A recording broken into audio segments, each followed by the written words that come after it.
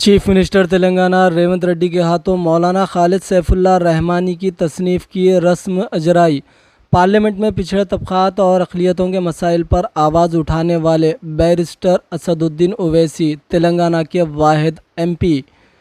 Chief minister Telangana Revanth Reddy ने सदर all India Muslim personal law board मौलाना खालिद सैफुल्लाह रहमानी की तसनीफ़ करदा किताब प्रॉफिट फॉर द वर्ल्ड की रस्म अजराई अंजाम दी। प्रोग्राम में सदर मजलिस बैरिस्टर असदुद्दीन ओवैसी, मशीर हुकूमत बराए बहबूद अक़लियत जनाब मोहम्मद अली शब्बीर, सदर TGMREIS और इस्लामी स्कॉलर मौलाना मुफ्ती उमर आबिदीन भी मौजूद थे।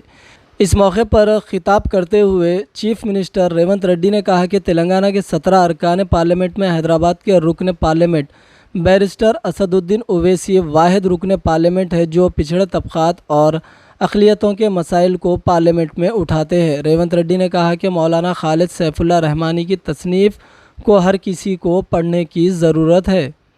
मैं भी सदर साहब के साथ पिछले लोकसभा में मैं भी MP था। सदर साहब हैदराबाद शहर के इस कोने पे रहा तो मैं उस कोने पे MP बना था।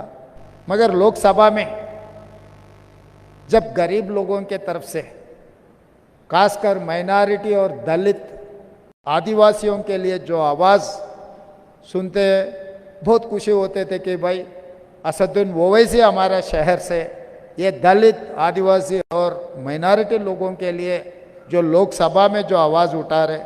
कभी कभी असद साहब ने कांग्रेस के खिलाफ भी बोले तो भी मुझे अच्छा लगता था, क्योंकि हमारा ही भाई कुछ आवाज़ उठा रहे। हमारे खिलाफ बोले तो कोई दुश्मन नहीं होते। हिंदुस्तान अपना मुल्क है, इसको बचाने का जिम्मेदारी अपना ही है और कोई नहीं आएंगे इस दुनिया को, इस मुल्क को बचाने के लिए। जो जहर फैलाने के लिए चुनाव जीतने के लिए कुछ कोशिश किए तो कोई गलती नहीं, मगर चुनाव जीतने के लिए एक जहर फैला के अपने आपस में एकदम फिर कभी मिले नहीं मिले जैसा कुछ कामों करने के लिए जो लोग कोशिश कर रहे हैं उन लोगों से बच के रहना है।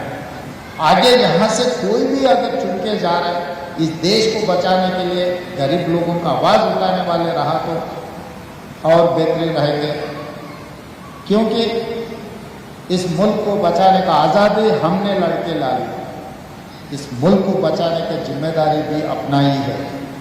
तो जैसे मौलाना रहमानी साहब जो प्रॉफिट मोहम्मद रास्ता जो दिखाए वो रास्ता में गए तो इस मुल्क को बचाने के लिए कोई दिक्कत नहीं है। मैं यकीन से कह सकता हूँ एक अच्छा रास्ता में हम लोग चलना है। ये अच्छा रास्ता अपने को आगे अच्छे दिन लाएंगे। हम लोग सब मिलकर सबके साथ हम लोग ये सरकार चलाने के लिए, और यहाँ के पिछले हिस्ट्री भी देखो, 2 बार नायडू जी को जिताए, 2 बार राजशेखर रेड्डी जी को जिताए, 2 बार चंद्रशेखर राव को भी जिताए, 2 बार कांग्रेस की भी सरकार बनाने की उम्मीद है। ये 10 साल हम गरीब लोगों के लिए, गरीब तरक्की के लिए हम लोग कोशिश करेंगे।